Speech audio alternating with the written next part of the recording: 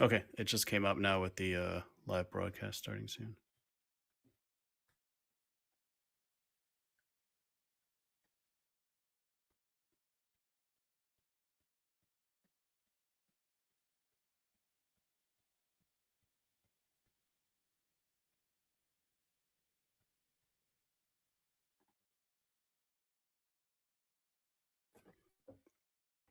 It's one of my friends from a long time ago. One of those worlds collide type things.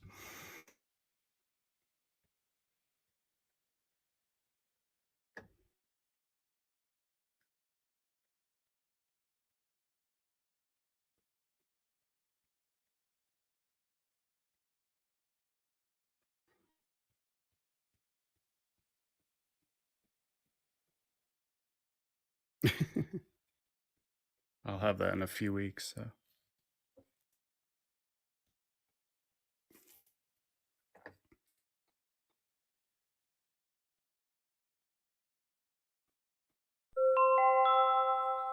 This is the Global Broadcasting Service, serving remote outposts since 1928. Hi, everyone. Welcome aboard the Walt Disney World Express monorail.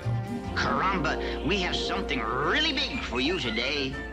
Welcome, foolish mortals. Now then, hang on to them hats and glasses, because this here's the wildest ride in the wilderness. This is the DBC pod with Phil Schoen and Jason Dodge.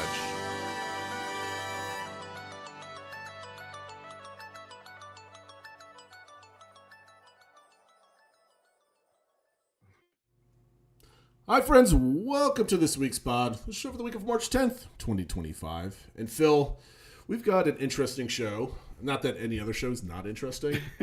I don't know how this one's going to go. So, South by Southwest was this week. So, we're going to talk about all sorts of tidbits that just drove up a lot of people's comments about the upcoming projects. Yes. So, Diz Twitter is in a tizzy. The forums are in a tizzy. All Disney fandom is in a tizzy. I don't know why I'm using the word tizzy, but it seems appropriate, at least for some of it. We're going to finally get to the Rankum game, assuming we have time. And of course, you know us, we're going to make time, darn it.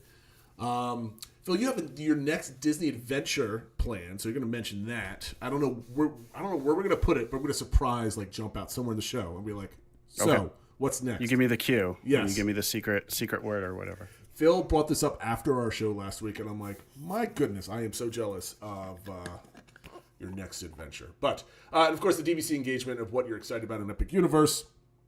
We had some engagement with that, so we're going to put that out there. I don't know how much. It didn't get a lot of engagement, Phil. I thought people kind of just put their answer, but it didn't invoke any conversation. I think people are kind of like. Yeah, I thought there might be more because we do have somebody on our Discord who is a team member over at Universal and has been going to the preview events and has been posting a lot of good tidbits and answering questions and stuff like that. And there's been good engagement with that. Mm-hmm. But I guess people are thinking maybe taking a little more wait and see attitude. But we'll see. I don't think people think it's real just yet, only because they can't get tickets for it. So I think that's actually that's definitely impacting my excitement a little bit. If I had a ticket in hand, if they were selling the single day tickets, I'd probably be more all over it. And you just said, I saw in Discord that you booked a couple nights at the Helios too. We did, yeah. They're fully refundable until 5 days or 9 days or something before we would go in August. The idea is to go for a couple nights before Destination D23, which. We still don't have tickets for that either, so the whole trip might fall apart. But everything I have booked so far is fully refundable. So. You're going to be in Orlando in August. I'm sure you can find something to do because it's beautiful weather down there. Not hot at all. Yeah. Before we start, apparently friend of Phil's joined our YouTube community. Dave is eating a sandwich is his name. So welcome to the community. Hop on Discord, please. And for everybody else up there, our social media accounts at the DBC Pod everywhere. Apparently, X was down all day, and as I'm eagerly awaiting the signing of Aaron Rodgers to the New York Giants, Twitter is down. So, that being said, couple quick hits. I snuck these in here, Phil. Phil usually writes the news. I stuck in some quick hits. I don't know if this is something that we were, surprised about it all, but they confirmed that Restaurantosaurus and the Boneyard are going to be open through the rest of the year. I guess the only thing that was closed is basically like the carnival section, and that was it, right? So the restaurant and everything else was open. They had previously specifically said Dinosaur the ride would be open through the end of the year. And I think then Scott Gustin looked at the wording even closer, and then for one of these it specifically said through the end of the year, and the other one said into 2020. I don't know, but it seems like you're gonna have a good amount more time to see the rest of Dino Land, other than like you said, the Chester and Hester's area where we did see the big dinosaur, the Cementosaurus, I think they call it, was destroyed, and we were way off with our before and after date. We're definitely going to talk about that. So anyway, if you have some nostalgia for Restaurantosaurus, I can't wait till it's gone because I cannot say the name of that restaurant at all. It's a tongue twister for me. But they're going to be open. So if you have, I'm interested in that because my kids have never played in the Boneyard before. So when we go there in the summer, we're just like, all right, this is your last chance. Go run around for 15 minutes or something. So yeah. We're going to see that. Flower and Garden's underway. I know like a lot of the normal sites in Twitter are showing all the topiaries and all this other stuff. But we haven't really brought it up on the show. I don't know if there's much that we could talk about it because we're not going to be there and experience it. But one of the cool things I noticed was Communicore Hall had put their display out. And to me, I think it looks rather fantastic. One of the things that I noticed is all of the furniture in there has new colors, has a new look. It kind of blends in with flower looks like there's sharp blues and oranges and stuff like that. I thought that was kind of neat.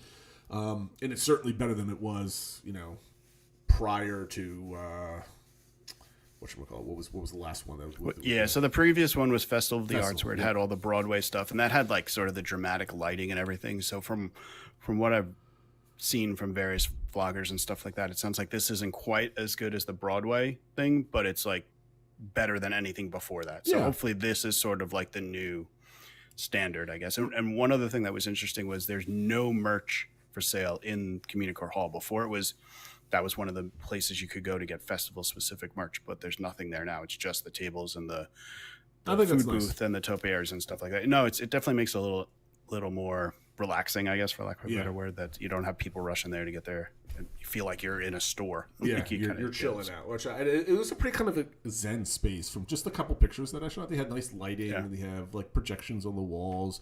They have, I believe, like the coloring panels like above the farmer's market, like marquee on the top was really cool, or farmer's feast. Yeah, and even on the ceiling, like above one of the big circular lights, they have like decorations up there. So they kind of, it's maybe not as dramatic as the Broadway stuff, but they've gone more all over with it. It's kind of tough to beat like actual props from Broadway shows though. So, but I think they did a good job. So I was appreciative of that. Disney Starlight put out their new poster, and I don't think there was anything like earth-shattering with this other than it's a cool poster. It's getting closer to being a reality. Yeah, it seems nice. This is going to be the poster that'll be in the frame underneath the train station when you're coming in, so it's sort of like the coming attraction for it. I know a lot of people have been wondering, well, when is this actually going to open? In the article it said in just a few months, which to me means June-ish, something like that. I know the Steve, who runs WDW Magic, said initially his article said late summer, and everyone's like, wait, late summer? I didn't know that. And he's like, no, sorry, that was a typo. I had Test Track on the mind. He revised it to midsummer. But one thing I thought was interesting was he added kind of in the forum post was, I believe the exact opening is still somewhat up in the air. There's a ton of work left to do with this going on, and it isn't going to be early summer. Exactly when depends how it all goes. But then he added, the way things are planning out, Walt Disney World has a stream of new things between May and September, so it might actually work out quite well. So I want to see this when I'm there in July. I'm getting nervous with messaging like that. But I'm going at the end of July. That's definitely mid. Yeah, unless there's some like issue or something like that, I think end of July you should be okay. I think I was initially thinking Memorial Day, maybe it's more July 4th-ish or something, but you figure they're going to want to get it going before like the party season starts, because then it's only like every other day or whatever. Well, you gotta think, I don't know. I consider August for Disney late summer, right? Because people are going back to school at the end of August, everything else like that. So late summer to me is like August, September timeframe. So anyway, we'll see. There's a little bit of tidbits. However, the meat of this week is the SXSW, South by Southwest Conference. It's mostly a tech conference. This is not something where it's about entertainment or movies or IP. It's about technology, gadgets, that sort of thing. You live blogged it, so I'm going to turn the show notes over to you, Phil. What happened? Yeah, here? so I kind of just typed up notes while I was watching the conference and kind of made that into a Facebook post. So I kind of expanded that a little bit on in the show notes. But we knew going in that Disney was going to have a session out there.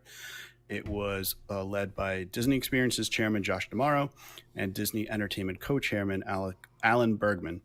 And they conducted the session. It was titled "The Future of World Building at Disney." But as Jason mentions, this is kind of a tech conference, so it was all sort of how technology helps with this world building and helps with Disney telling stories and stuff like that. I'd also add that Disney announced, and then it came out today, the next episode of the We Call It Imagineering YouTube series. I think it's the first one in like a year since they put out. I kind of thought they forgot about it, but they did put it out, and it was all focused on ride vehicles, but a lot of what they covered overlapped with what was covered at the conference. So I'm kind of going to talk to both things at the same time. So the South by Southwest, it says it dedicates itself to helping creative people achieve their goals, and the conference is for basically creative people to come together and meet and start talking about things like that.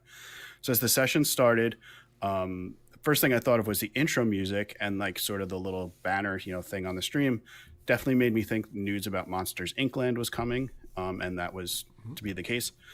I think the big question going into this was, were we going to get any actual like news or tidbits or something, or was it going to be a complete, nothing burger, as they said? And I think you'll find out that it was definitely not a nothing burger. It's not like the D23 Expo or anything like that, but we got maybe a little bit more than people were expecting. The whole intro video and sort of the introduction they did gave me a whole, I know this is Universal's things, but the whole like ride the movies. Right. So they would show a clip like from Avatar the movie and then show somebody riding Flight of Passage and kind of the idea. And that got talked about a lot with the intros between Josh and Alan, was sort of how the parks play off the films and the TV plays off the parks, and it kind of goes back and forth. And the example he gave was Pirates, how it started as a ride, then became the movie, then they integrated the movie back into the parks and that sort of thing. So that was sort of the theme of this, but with technology and how technology enables that. I find it interesting that they're using the language that you have IP that can start off in ride, turns into a movie, or vice versa, and it bounces back and forth. And that goes to the whole conversation where people want original IP in the parks, and I think this is either going to be potentially good news or bad news for people that are pro IP or original IP for the parks. I'm not anywhere in this conversation because I think all IP for Disney is original. I don't care if it happens in the studios first or the parks, to me. But I think people are going to have to get used to that. The parks are where you go to live the fantasies and things that you love about Disney. See the characters, experience the stories, that sort of thing. And people always like to mention that, back in the day, there was so much original park IP and no movie IP. We wanted like that. I just want to say, before I get into another diatribe, or longer diatribe, I should say, is that there's so much more IP now in 2025 than there was in 1955, that they had to create park original IP because they didn't have a back catalog of things to put in there. Yeah. Versus today, where they've got, decades upon decades of unused IP that they can pull stories and experiences from. So I like how they're focusing on building experiences that you're familiar with, that you love, that you want to be part of in the parks. And I think that's great. Yep. So there are three main sections to the presentation, and the first one covered Star Wars.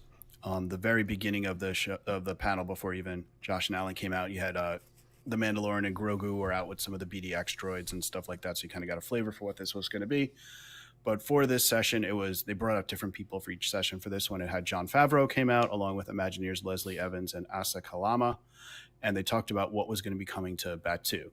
And those are two different things. One was they brought out, again, the BDX droids, which are those little droids that walk around on two legs and stuff like that. And they talked about all the technology behind them. And they had some fun videos where they like poke it with a stick and it gets all like wobbly, but has to like regain its balance. Robot abuse, droid abuse. Yeah, exactly. And they also had a new version of it because they're like, well, what happens when they need a repair? And they had one that walked out and had an Anzellan animatronic on top of it, which is who Babu Frick is, an Anzellan from The Rise of Skywalker. So they basically said they're building up this. They've with 3D printing and stuff like that, they're able to make these, quicker and cheaper and stuff like that. And so they're not only be coming to Disneyland, but they'll be coming to Walt Disney World. They'll be coming to Tokyo and to Paris, where all the different Star Wars areas are. No timeline for this, but I think it was exciting to see that, I think they've only been in Disneyland in California so far. So knowing they're coming to Florida and other places is pretty cool. I'm so excited for this, only because Disney World is finally getting some fun toys to play around with. Yeah. And the fact that they're bringing them that far away from Burbank and everything else out there is that they're confident that the technology is going to work. It's going to work amongst people. When they talk about 3D printing and stuff like that, that tells me that, these can get all scuffed up and potentially abused by some unwieldy, guests, that they're okay risking it because they can get parts out and fix it, and it's relatively cheap. So they're not going to be as protective. Obviously, they're going to have cast members walk around with them, but it's not going to be like they're going to be on stage, hopefully, and they're going we'll see what it is, because they don't have these types of things as often at Walt Disney. That was what I was kind of wondering, was if they would be out. But that's a good point, that if they think they can make them cheaper and replacements and stuff like that, then maybe if it gets broken, it's not the end of the world, where like when they just have like the one R2D2 or something like that, that can't get damaged. Right? Yeah. The other thing they talked about was the new mission coming to Smuggler's Run, which will involve the Mandalorian and Grogu. And they said that it's going to come out the same day as the movie comes out, which is May 22nd, Memorial Day weekend of 2026. So it's interesting they gave us an actual date. It's also interesting it's almost like well over a year away. But it's interesting. And it's, John Favreau said, this isn't going to retell what happens in the movie. It's more like you're participating in something that's happening just off camera from what you see in the film. So there's definitely going to be sort of relevance to the movie, which I'm sure that's why it's not coming out before the movie comes out. The other thing was interesting. They showed concept art for like places you're going to go. And it included some places from the original trilogy.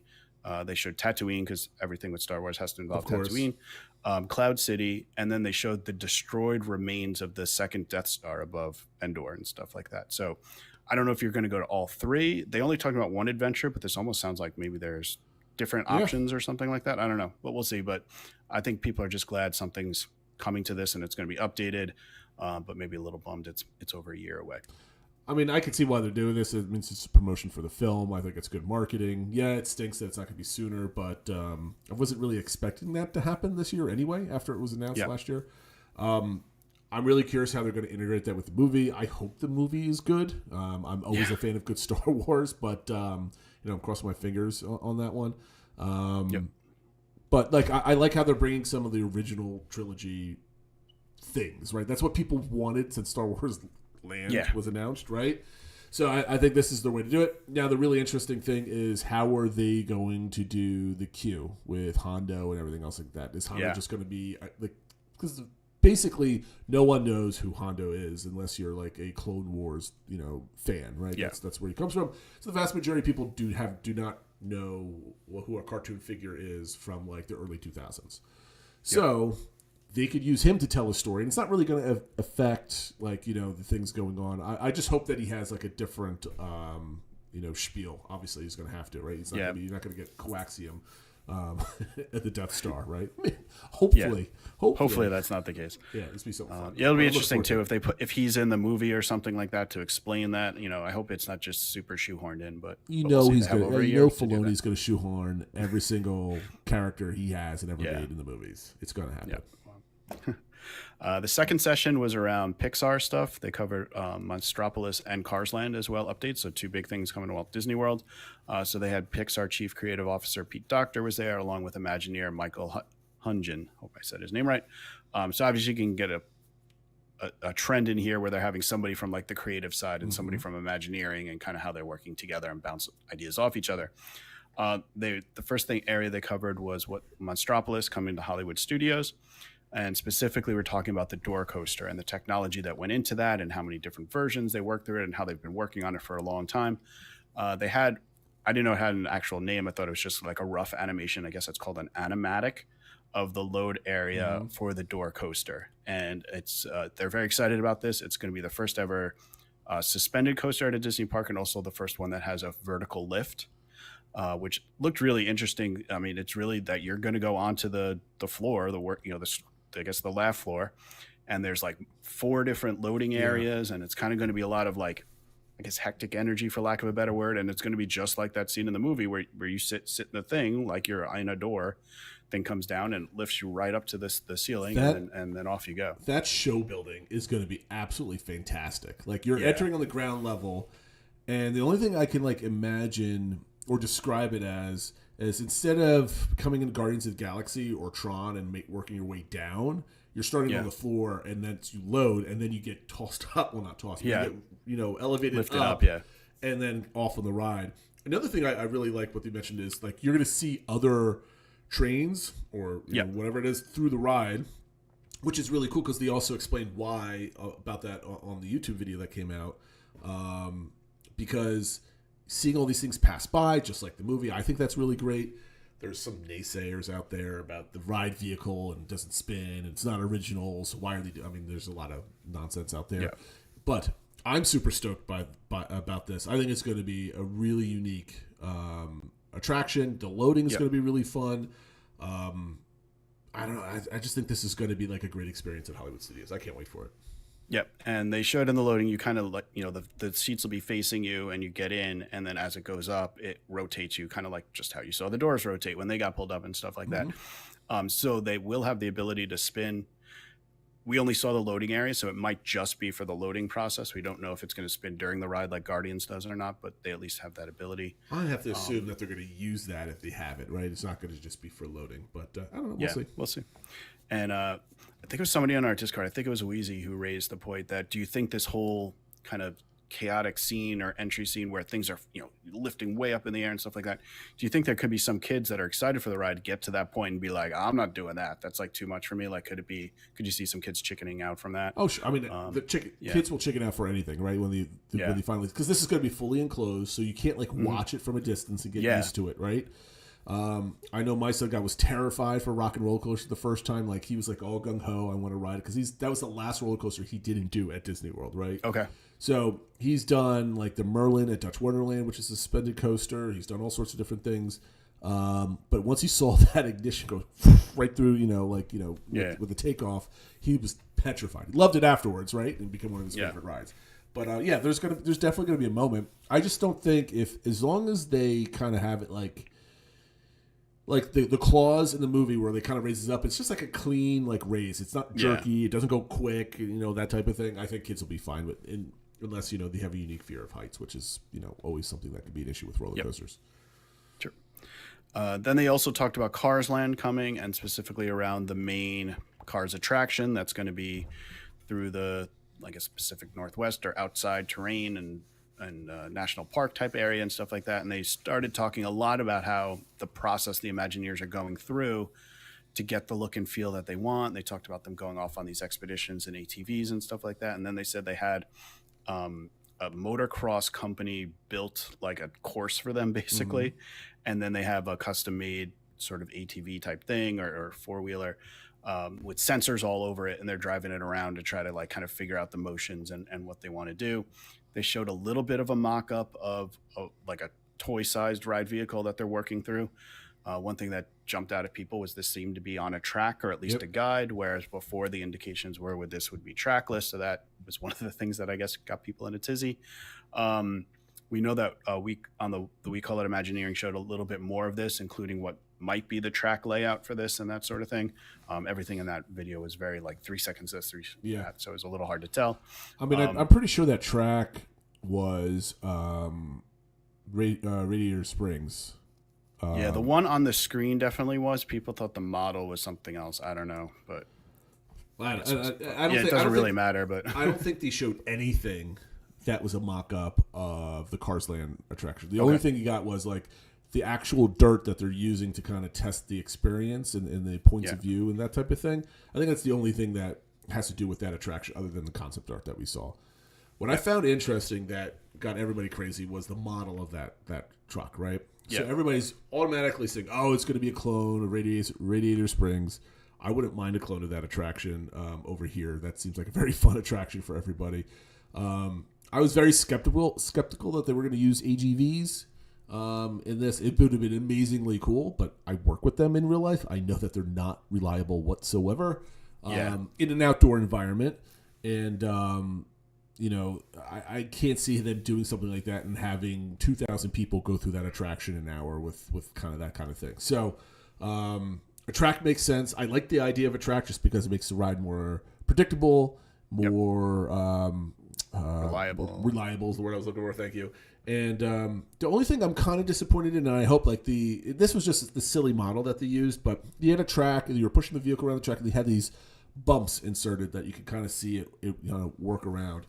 I really hope that there's like dirt there or pseudo dirt, concrete, foam, whatever they might use for the terrain, and it's not just like the ride vehicle itself is going over the terrain, and you're not seeing any kind of movement of the vehicle itself with like hydraulics or something else, like kind of like the Indy ride or the dinosaur ride type of thing. Were you disappointed when you saw that track? What was going through your mind when you first saw that? My big, not specifically for that. I mean, my big takeaway is kind of what you're saying. I'd rather there be a track and it be a great ride than it be trackless, but less because they were just so focused on the technology and just making that work and that sort of thing. So I don't think that's like an automatic, like, oh, now it's going to be bad type thing. It just felt like they're not there yet with the ride vehicle. And it just got me a little bit nervous because this is, I mean, that's kind of what the big tizzies. I mean, everyone's still going on about, taking out the rivers of America and stuff like that. And that I just think they need to nail this, and for them to still kind of, it feels like they know what they want it to do, but it's not there yet. And I know there's still time. It's not, they haven't even announced the close date for the rivers and stuff like that. But it just got me a little nervous because I think I'm just nervous that this isn't going to be perfect and isn't going to be amazing. And if they're not there yet, there's some uncertainty around it. Yeah, I agree. The one thing that like was kind of disappointing was that they're at this technology conference, and what they showed with the car wasn't anything like fancy, right? Like it's a next version of Test Track / Radiator Springs, now whatever this is, Cars Land type of thing. I'm stoked for it. I think it's gonna be a fun experience. I just hope that it's something worthy, like you mentioned, replacing Rivers of America. Yeah. I at this point am confident that they can replace Rivers of America with something great. It's not going to look great for some time until Villains Land is like in place and like the whole thing kind of meshes with that whole experience. Yeah, it's got to be the whole thing, right? So, I just my issue is I just hope that I have confidence that they could do it just because I've seen what they've been doing at the other parks, especially Tokyo. It's still those Imagineers designing those things. It might be the Oriental Land Company funding it, or at least partially funding it, but it's still WDI talent that's building it, right? Yeah. And I think with Josh D'Amaro biding his time, or in the attempting to maybe become the next CEO, this is a huge thing. Like replacing Rivers America, there's only two people that can approve this, and that's Iger and Josh D'Amaro, right? Yeah. So it's going to have his fingerprints on it. So if he's successful at becoming the CEO, and if he is the next CEO, it'll be a year from now or so that we'll find out that it's him. This will then go be built in a year after that. He doesn't want to be another Chapek where he just has this big giant like pie in the face moment. He just ruined the Magic Kingdom and it's all his fault. He won't be the CEO for very long if that happens. Yeah. Conversely, if he's not the CEO and this blows up in his face, he might not have a chance to ever be the CEO because he's still a young guy in executive years at this point, right? Yeah. So, if it's Alan Bergman or what's the other woman executive that's from part of the studios? She came from Fox. I'm beating myself. I can't remember her name, but. The three of them are the internal candidates for running. They're all relatively young people. I don't think Disney wants to have a CEO for like 20 years like Iger was at this point. So right. I think Josh truly loves working for Disney, right? I think he does have a lot of people doubt that, but I think he actually likes working for the company, and I don't think he wants to be the person known for ruining Magic Kingdom. We already had a Chapek, and I think he might have learned his lesson not to be that guy, right? So he wants his last thing. Anyway, that being said, what you had a couple posts that I was reading on the WDW Magic forums and on Discord about your hesitancy about Rivers of America. Like you don't want to see it go, but you hope that it's right. Where are you right now Like Len Tessa, like say, in your stages of grief. He's already at acceptance. Like, where are you right now in your whole thought process with the whole project? Yeah, I mean, I'm the main position I have, and I feel like it's having arguments on both fronts, which Napoleon taught us never to do. Is I don't think there's anything like sacred. Like it's not like this can never be removed, the rivers of America. But if you're gonna do it, you got to hit a home run. You got to nail it. And I just don't know if this is the right thing to replace it. It's cars in general. I don't know if it'll fit. And maybe the finished product will change my mind. I'm trying to go in with an open mind and that sort of thing. So I guess I'm wary, but with an open mind versus cautiously optimistic. I don't know the right term, but like, why? I know a lot of people are just saying you can't remove it, period. Like it's just something that's got to be there forever. And I'm not there. I think if it's warranted, go for it. If there was a way to keep it and still accomplish what you wanted, that'd probably be better. But I'm assuming they've worked through all these different options, and this is the best one they came up with for a variety of reasons.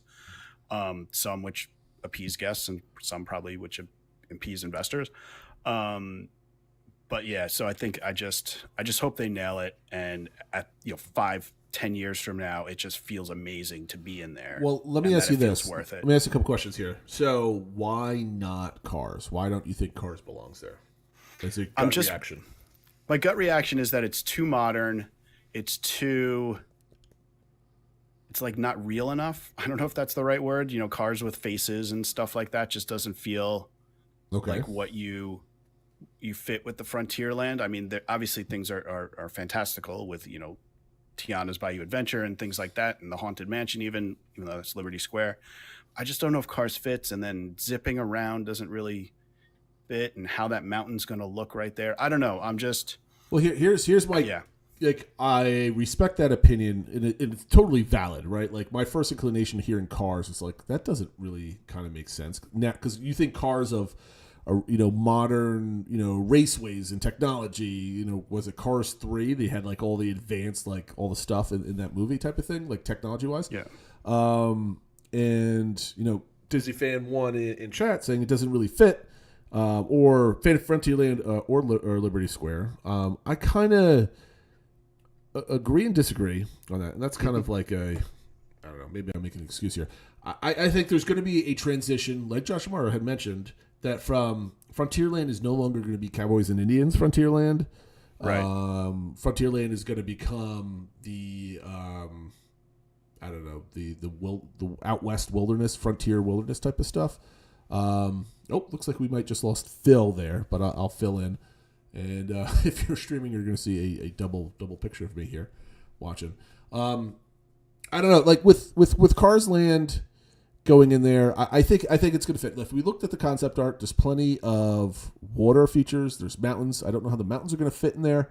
That for sure is going to be interesting. I hope it's not too claustrophobic when it comes to getting in and out of the parks or around that area where the mountains are just basically kind of oppressive and kind of working your way down, looking at you that way, and it's kind of might be a little claustrophobic. All right, we're going to move on. We're going to talk about. There's also an update for Avengers Campus.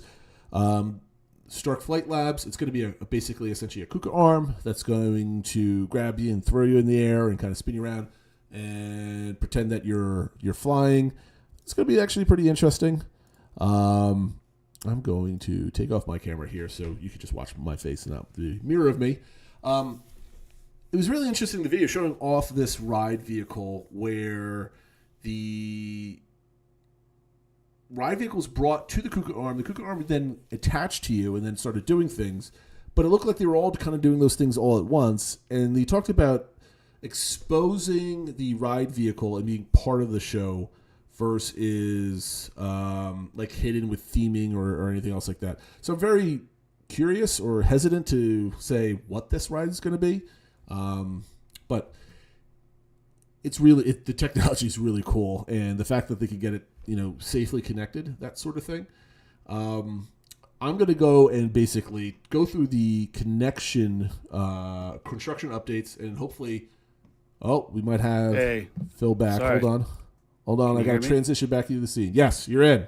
Okay, sorry about my computer just stopped responding to anything. Well, that is not good.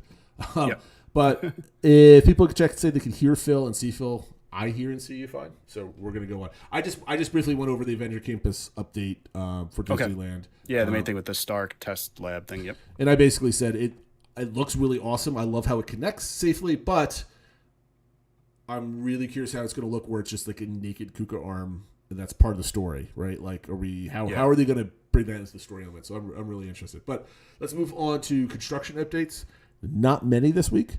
So just for Magic Kingdom, the Emporium gift shop got a new look, and I think it was Jim Scholl that had a comment on Twitter how it's like he would get fired if he ever did anything like this. What are your thoughts on this? Does it matter? Is it something that you yeah, I mean, I think it's one of those things where if you like traditional looks, this is less traditional. Yep. It's more of like brighter with stone floors and stuff like that versus the wood and kind of that sort of thing. Feels almost a little more Epcot-y and stuff like that. I've heard even on WW Magic where some people are negative about it, somebody actually went there in person, was like, it looks a lot better in person than it does in the photos. Surprise. They're also not done yet, so it looks, there are some areas where the flooring meets and it's kind of looks a little cheap how they did, but it's not done yet. I don't know. Without seeing it in person, it's hard for me to comment too much. I don't immediately love it, but I also don't hate it. And it's a store that's supposed to show off merchandise. And if it's brighter and does that, I know WWNT commented, I guess there's one spot where there were shelves on one, at a corner, but there was a little gap, and so Tom went into the corner and that sort of thing and was complaining about how it's poor layout and stuff like that. But it's like, I don't know. There's just got to be, I guess maybe if that's what we're complaining about, that's probably a good thing because it seems relatively small. But I guess the idea is if there's small things wrong, that means there's big things wrong, whatever. I mean, it looks fine. I don't know. I'm sure there's reasons for designing it this way. They're not spending money to redo it to make it worse on purpose, right? So there was design choice behind it. I think it was to make it brighter. They took out at least one, I think, booth or something in the middle to make the flow better and stuff like that. It's awful walking through that place too. When it's crowded. So I think they're trying to improve that.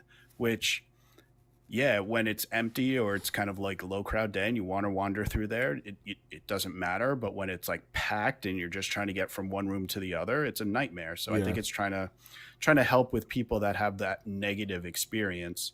And if it comes out a little bit at the expense of some style or something like that, I guess they feel the trade-off's worth it. So what do you think about the question of the store needs to be themed, it needs to be fun, it needs to be like the World of Disney from Disney Springs from like a decade ago type of thing? Do stores like that need to have that level of theming, especially like an Emporium that's like this huge like main shop for Disney World?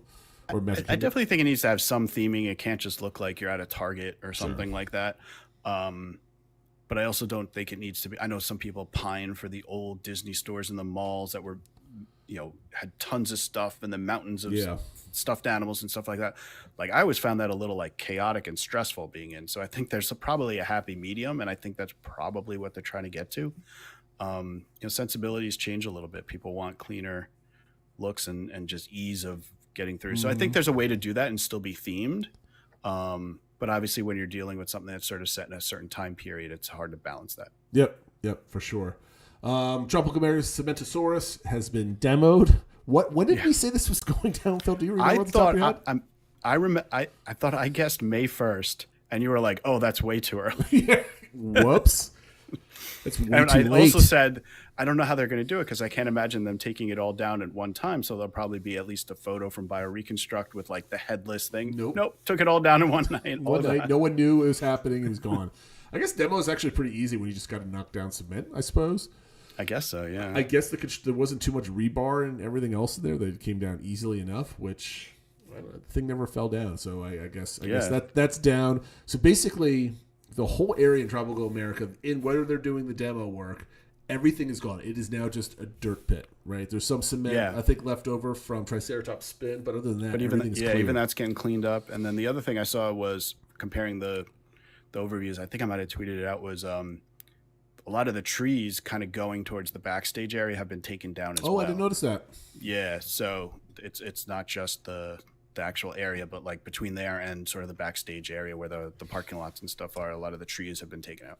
So another update in Epcot, Mission Space, the Earth is spinning around. I saw that. I don't know if that's just I saw an old tweet or something. Yeah, I'm not sure. That whole area, it seems like you thought it was done, and then all of a sudden Yeah. it's like, oh, they're working on this planet, or the Earth's spinning, now it's not. And then, so I don't know. They're slowly working on it. Hopefully it'll be done at some point. We're talking. Everybody's always talking about how like the lights in the center of Epcot and World Celebration are constantly being fixed and worked on and all this other stuff. I don't worry about these lights. Like there was a big post about, some lights are not working, the angles are messed up on the fountains in the front of the park, that sort of thing. The fact that they're working on all the details around the park tells me that, yeah, it stinks that it's broken right now, but they are going to fix it. This is not the Disney of like 7 years ago, where they're like, oh, they're going to let all the effects break. They are actively working across all 4 parks on property to make a lot of these little things work. So I'm giving them some grace to make sure that they're going to try to get this working and working properly. Or it's on a list somewhere to get done, right? It's a priority, right? It's not like whatever. That because Phil, I am looking forward to the day. This probably won't happen until our 10th anniversary on this show. I'm willing to bet, where this cynicism about Disney, how they're constantly cutting things and they're cheap and they're delaying and all this other stuff goes away, and we can get back to being excited about like what's coming up from Disney without being like cynical sons of guns on the internet type of thing and stuff like that. And I think we're like a quarter of the way there, I think, but it's just got to seep into people. People need to see some more things. So anyway, Mission Space, the Earth is spinning now. So not a big thing, but again, we're gonna go back to this spreadsheet that I'm making, and be like, see all the little details that kind of got tweaked throughout the year, and I think that's going to be kind of interesting to kind of revisit in some time. All right, what's next, Phil? What are we doing? What are you doing next year, Phil? What's your next adventure? Yeah, so as people know, we just had our quick down and back trip report because over the winter break, when the kids are off, we usually try to go somewhere, and we weren't going to go this year because pricing was getting crazy for travel anywhere warm. We did the last minute down and back because we found some cheap flights. Well, we wanted to kind of get ahead of it and just trying to think of like, well, what could we do? Even if it's not Florida or not Disney or whatever, are there other areas we could go? And I was like, well, what if, and we're not skiers, so we don't want to go like cold. My wife hates the cold, so she doesn't want to go somewhere colder if we're going to pay to go somewhere, really. But there's a place my wife's always wanted to go, and I looked up flights and found fairly reasonable prices. And so we've already booked our trip for next February, quite a bit different than this year where it was like 3 weeks out. I think we booked it or so. Now we're like 11 months out, but we're actually going to be going to Paris, and we're going to be spending 4 nights in Paris and then 3 nights at Disneyland Paris. That's going to be a fun trip. It'll be a new park for us. I mean, I remember last year when we were looking for flights down for our cruise, some of the flights into like, Miami directly or Orlando, like they were, we had to go to another airport. They were like upwards of $800 a person or something like that. For not that much more. We're flying premium economy, so pretty nicer over to Paris for that time. So we already have that booked. We have the flights booked. We have like an apartment in Paris booked, and this is where we splurged a little bit. We decided to do the package because if you book actual on-property Disney hotels at Disneyland Paris, it's a whole package. You can't just book the hotel, really. So we're staying at the Disneyland Hotel. It's the most expensive hotel room I've ever paid for. But it's kind of, it's kind of like what we talked about with Lightning Lane Premier Pass, where it's like if it's a once in a lifetime trip, you spend the money. So we're like, if we're going to do it, if I'm going to spend X, I'll spend a little bit more than X and kind of get the best experience there. So that's the hotel. That's literally the entrance to the park. Like you have to walk through the hotel to get into the park. Cool. So so we're pretty excited about that. We're obviously doing a lot of research, and one of the reasons we did the package was normally if you're not staying on property, you can only book the restaurants there. I believe it was 2 months out, but a lot of the popular restaurants sell out by that point, because if you're staying in a Disney hotel, you can book as soon as you book your room. So I think it's up to a year in advance. So we already have 3 restaurants booked, including 2 of the really hard ones to get, which both my daughters are really excited for is the Remy's Bistro. Which is the one. So they have the Remy's Adventure over there. But then at the end of it, you kind of walk past an actual Remy's restaurant. And so you eat there, and it's like all the chairs and stuff are made out of like bottle caps and stuff like. So it's the idea is like you're the size of Remy and you're eating at the restaurant. So my daughter's very excited about that. And then the one restaurant I wanted to eat at is Waltz, which is on the main street in Disneyland Paris. And so we have that one booked too. So we're pretty excited. We're doing tons of research, more for Paris now at this point than Disneyland Paris. Sure. But it's another adventure. It's always fun to have something booked and something where it's, going to happen because we have the flights and stuff like that. You have to do it now. Yeah, I figure I'd buy now when the dollar to the euro is pretty good. Who knows what's going to happen? I'm just going to have to now book about a month in like end of February, early March, just to have your trip report done, because this is going to be like a 5-parter, like a literally like 5-parter that's deserved, because that's going to be an awesome experience for you guys. I can't wait. Especially seeing all the new stuff that's in the studios park, or what is it? No, and stuff. There's obviously some things park? are similar. Yeah, so it was the Walt Disney Studios. I know the name's changing to the Disney Adventure Park. I'm not sure if it's happening yet or once the Frozen Land opens, which probably won't be open when we go there. But there's definitely a lot of unique rides and some just different spins on things. Like instead of Haunted Mansion, they have Phantom Manor and stuff like that. So that's going to be so much fun. I'm very, very excited for you. Of course, I just have to go to boring old Disney World for a week and a half in the summertime. Now, as soon as my wife's going to hear that, she's like, "Why can't we do that?" Because I don't know why. Maybe next time we do something like that. Now you might have me make me a global traveler with my family. So we'll see.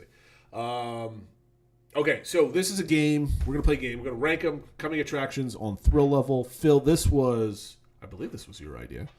Yep. What are we going to play?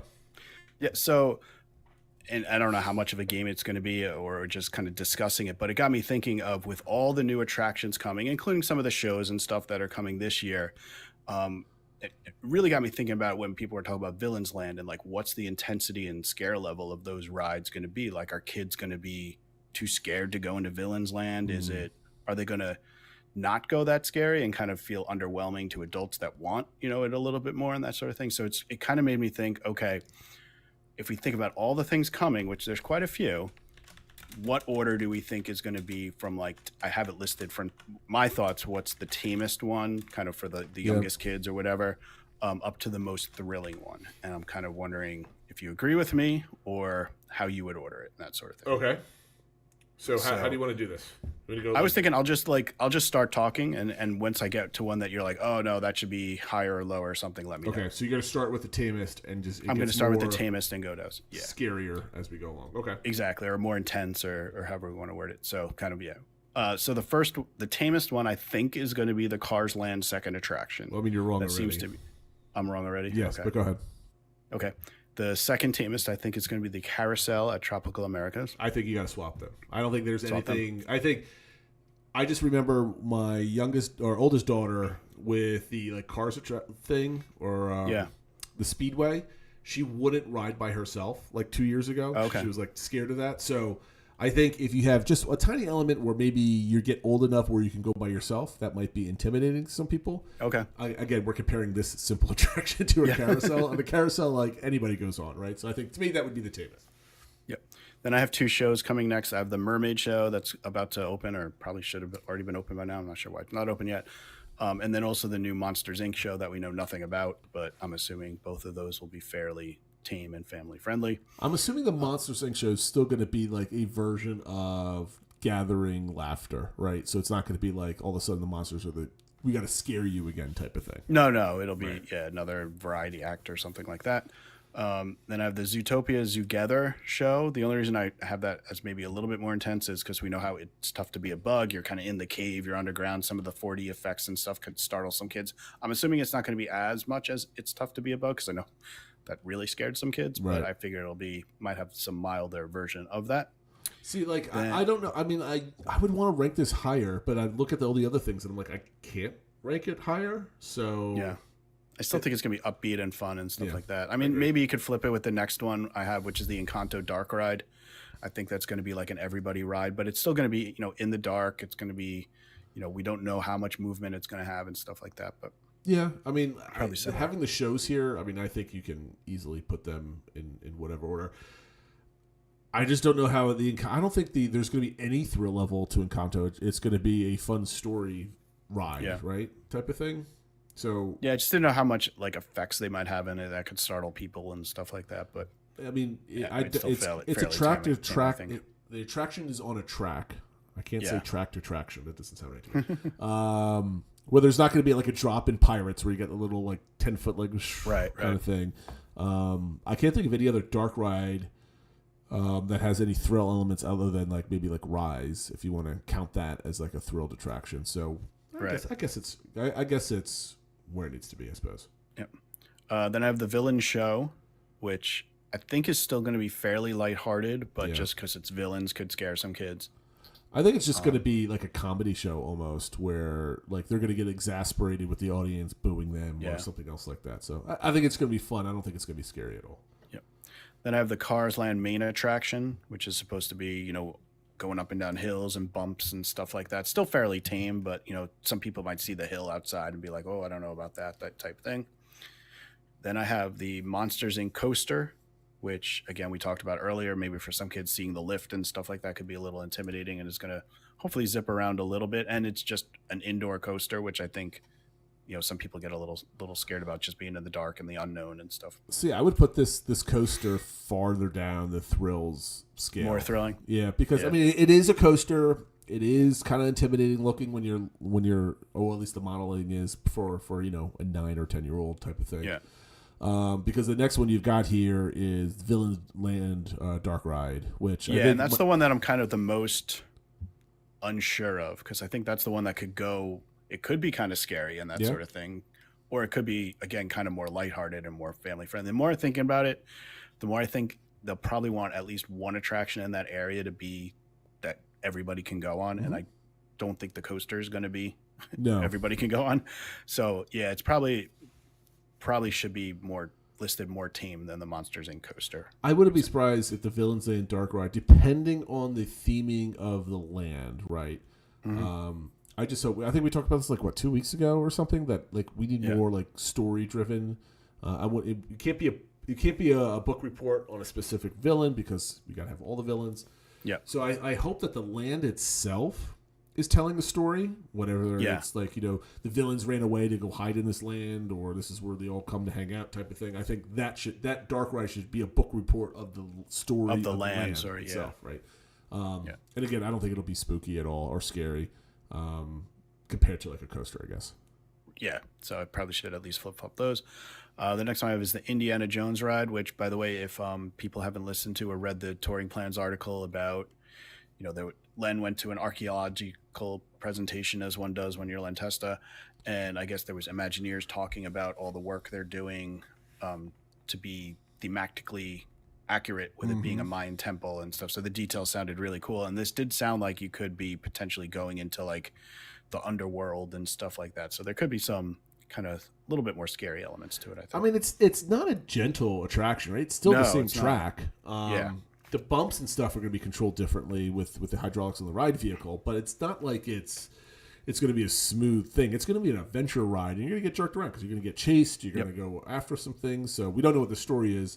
But yeah, if you have some time, go read the article by Len Testa on Touring Plans blog. It has a lot of cool pictures from a presentation down there. To live the life of Len Testa, that you just happen to find a presentation by Imagineers and Joe Rohde, and just kind of sit there and listen to them type of thing. So they're putting the time and effort into making this authentic, which I'm really excited about.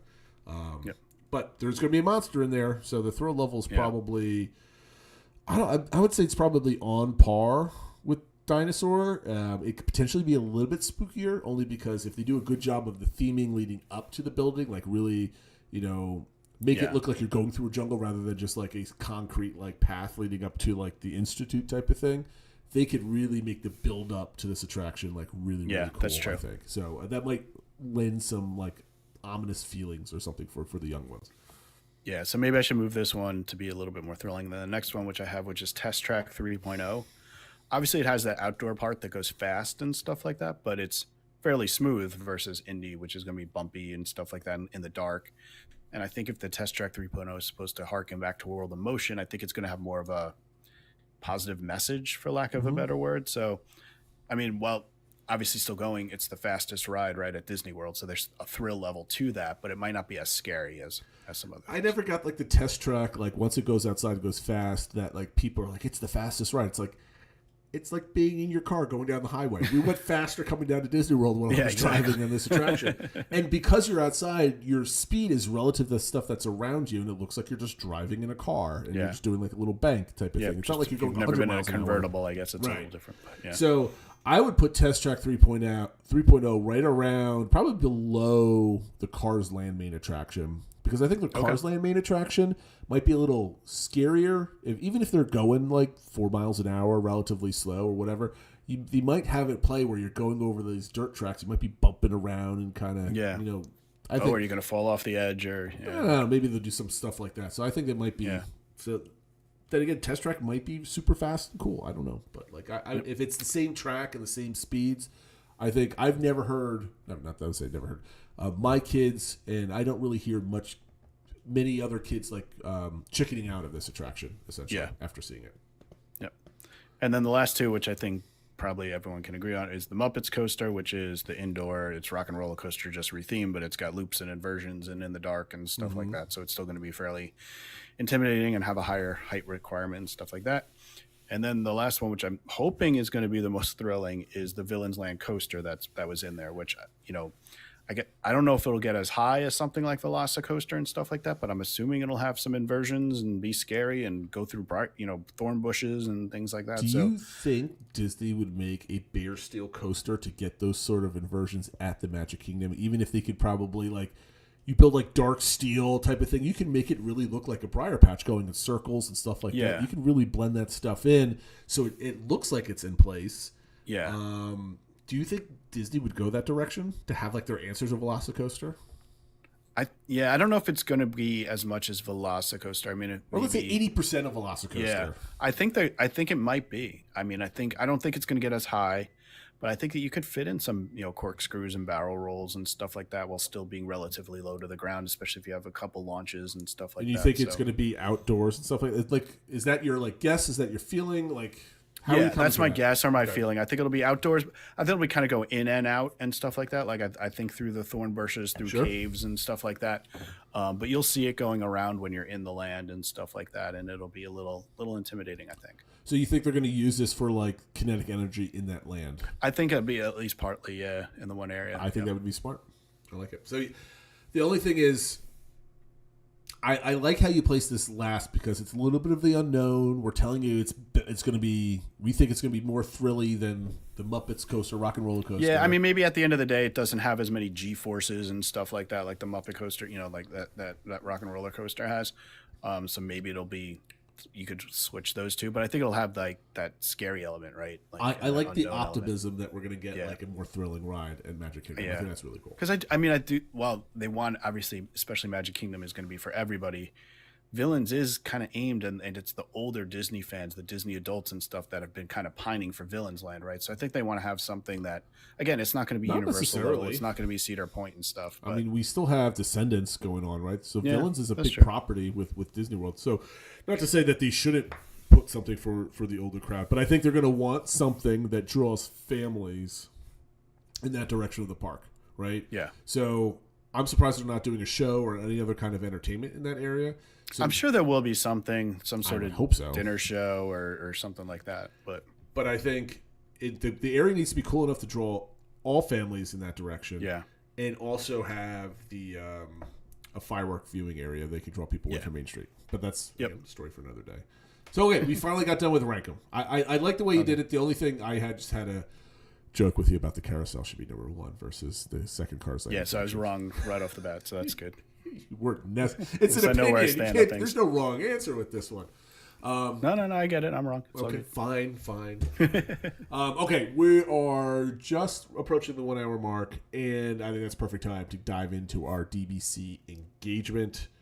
Yep. What land are you most looking forward to at Epic Universe, and what dining location are you most interested in trying? What are the other specific things that entice you? Phil, I don't know. Like, I haven't really thought about this because Epic Universe is not a reality for me yet. I keep talking about my upcoming trip in July. There's somewhere in the back of my head saying, I think if I can get a ticket, I'm going to go. But at this point, like, maybe I'll wait until I May and plan this out, that type of thing. So I don't have any dining locations or anything else. I know you're staying there, so you're actively thinking about this. So why don't you lead off with your thoughts? Yeah, and one thing that I think is interesting is because the plan is if we go, then it's when just my wife and I are going down. So I think that's increasing my interest in doing Dark Universe, which is the monsters area, and supposedly that Monsters Unchained ride is amazing, and just like all the theming they have in there, and the food and that sort of thing, especially at night, the flaming windmill and stuff. That looks really But awesome. I do wonder if our first trip down, like if this summer we were going down and it was the whole family, because I know at least some of my kids would not be into this at all. So would that change my answer? But at least for me, knowing that it's going to be just my wife and I, that's the one we're the most looking forward to. I will also say I was surprisingly interested in just Celestial Park, the entranceway. It just looks like really cool, the architecture to it and how it flows, and they have Stardust Racers, and that's where the nighttime show is going to be. That area of the park bores me completely, to be honest with you. Well, I was going to say, after the feedback so far has been kind of like, well, it looks pretty, but it looks kind of barren. There's not much to it. There's just a bunch of bars and things like that. So I would say after, feet on the ground reports, that's probably the one that I was like really looking forward to, that maybe not as good as I was hoping. Whereas some of the other areas, and we'll hear it in some of the other takes from people, I think are maybe exceeding expectations once people get in there. So. I haven't been reading any reports about Epic Universe. I've been trying to keep myself like completely blind to that, other than just like looking at pictures and stuff like that. Because I'm waiting for a vlogger to go in with a video camera so I can get the perspective of somebody on the ground as they're seeing things, and also get their opinion. Because right now our perspective is 10,000 feet in the air, or however high by reconstruct is, and then and taking pictures. And the park is not designed for the perspective of somebody that's overhead, right? It's walking through. My concerns with the area, why I think it looks boring, is I think a lot of the lighting tricks in this area look really, like, I don't know, tacky or like weird. Like, it just looks like, a teenager's birthday party kind of like place to go to, like a Chuck E. Cheese almost. It doesn't look good. I could be completely wrong, right? Because we don't have good pictures of it at night. The lighting package for what do they call the thing of the entrance to the park that spins around? The whatever it is. The lighting package of that looks kind of lame to me. I have to say that the fountain water effects that I saw online today look really awesome. So I'll give definitely a thumbs up for that. But I don't know, you're going through this area and you just have a giant exposed steel roller coaster just kind of going through that kind of, to me, like ruins any kind of theming, because a big giant steel structure kind of just like... I think it is more off to the side, but I get your point. But you see it, though, catches right? your eye right as you come in, yeah. And again, maybe that's completely wrong, and you don't really see it because of the way the buildings are positioned and stuff like that. And I could be, but again, I have the vision of, from the air type of thing. But again, I like the idea of portals. My personal interest is the Isle of Berk. I'm not a huge How to Train Your Dragon fan.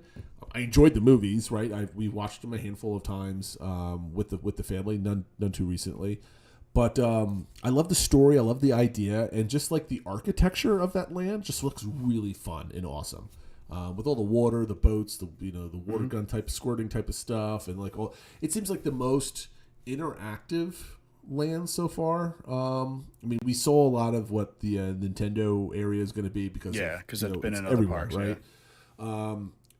I really like the Monsters, Universal Monsters area, but I think that's just going to be more like you have some shops, you kind of walk around, you see a flaming windmill, and you go probably... The best ride in the park is probably going to be that Frankenstein ride. It's either that or the Ministry of Magic, which isn't working yet. Well, we don't know when that's going to open, so we can't count that one. So Island of Berk, I think, just for the immersive air land, if I'm excited about one specific ride, it's the Frankenstein ride, I think. So that would be my answer. Did I cut you off before you gave your final answer? I just no, that was all good. That was it. Okay. No, maybe I'll just add to yours is that I think my homework assignment, if we do go, is to actually watch the How to Train Your Dragon movies, because I haven't seen any of them. So. No, don't do it, because you could be the type of person that walked into Pandora Flight of Passage not knowing what anything is, and see if you can get it. Yeah, maybe that's what I'll do is I'll go in cold and then watch the movies after or something like that. You could have that unique experience where like you experienced all this. Did they do a good job capturing the movies after seeing them first? I think that'd be a cool thought experiment. I don't know. All right, well, I like that. Then I don't have any homework, so good deal. Yeah, well, no one likes homework, especially in the summertime. So, what are the community say, Phil? Do you want to read? Yeah, it, so I'll go through them quick. Mama Six said her engagement is that her family is most looking forward to the Isle of Burke, especially after some of the first impressions that have come out, which is I've seen from multiple people that this is sort of the area that impressed them the most or surpassed their expectations. Maybe they had lower expectations for it, and that it surprised them how good it was. She also adds that a few of her kids will be too scared for Dark Universe, even though she feels like it's most popular among a lot of adults that are looking forward to Epic. They likely won't spend very much time there, and they are interested to see what the nighttime entertainment is like. T.L. Madden said because their kids' ages and interests is easily the Isle of Burke, which seems to have kind of what you were saying, kind of the most things going on for families to do, like the most attractions and stuff like that. Well, Disney Fan 1 in chat says Dark Universe. I think that's gonna be a lot of people's favorite as they go as they start experiencing it, because that clip of all those animatronics looks just really awesome what they're going to do. So I'm curious to see if, because there's a lot of Island of Burke like praise going out there in the media, right? Does that flip at some point down the road? I think that it'd be interesting to see like all the pre-hype to like the hype of the masses type of thing. Yeah, once the average family gets in there too, not even just like the opening week crowd, but once kind of the family from Denver gets there. What are they saying? Well, no, families in Denver only go to Disney. It's the families from I don't know, Michigan that go to Universe. I don't know. It's a terrible joke. TL Man also said he thinks his kids will be interested in the Wizarding World, not as much the ride, but because of the immersiveness and being able to use your wands with the spells, which that was something that came out today. Or not today, but recently was the version 2.0 of the wands are now for sale, and they have like a battery in them, so they have like haptic feedback and stuff like that. So it's supposed to improve the and make it more like repeatable and that sort of thing. We've done those at I was gonna say Wilderness Lodge, not Wilderness Lodge.